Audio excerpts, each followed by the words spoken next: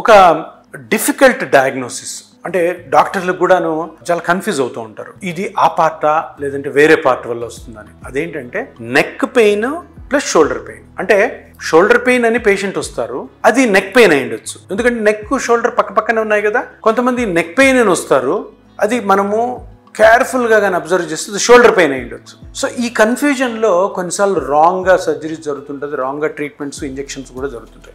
ఇది ఎందుకు చెప్తున్నానంటే ఇప్పుడు షోల్డర్ పెయిన్ అని వస్తే మనం షోల్డర్ మీదే కాన్సన్ట్రేట్ చేసి షోల్డర్ మీద స్కాన్స్, షోల్డర్ ఎగ్జామినేషన్ చేసి ఇది మర్చిపోతుంటాం నెక్ది.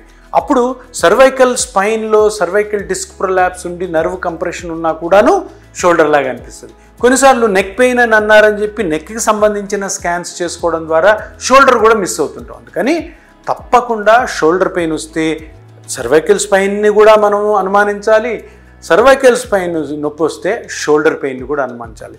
రెండిటికి ప్రాపర్గా క్లినికల్ ఎగ్జామినేషన్ చేసుకొని సర్వైకల్ పెయిన్ అయితే సర్వైకల్ డిస్క్ ప్రొలాప్స్ ఉండి అది షోల్డర్ మీదకి రావచ్చు. అదేవిధంగా షోల్డర్ పెయిన్ కూడా కొన్నిసార్లు ఉండడం వల్ల అది మనం సర్వైకల్ పెయిన్ అనుకోవచ్చు. అప్పుడు సర్వైకల్ స్కాన్ చేసినా సర్వైకల్ ఎగ్జామినేషన్లో అది ఉండదు, షోల్డర్ ఒకటి ఉంటుంది. కొన్నిసార్లు రెండు కలిపి కూడా ఉండొచ్చు. సో ఇది ఈ డిస్క్రిషన్ అన్నది, ఈ తేడా అన్నది మనం కనుక్కోకపోతే మన ట్రీట్మెంట్ రాంగ్గా పోతుంది. సో అందరికీ నేను చెప్పేది ఏంటి అంటే, డాక్టర్స్ కూడా చెప్పేది ఏంటంటే, నెక్ పెయిన్ వచ్చిన వాళ్ళని తప్పకుండా షోల్డర్ కూడా చూసుకోవాలి.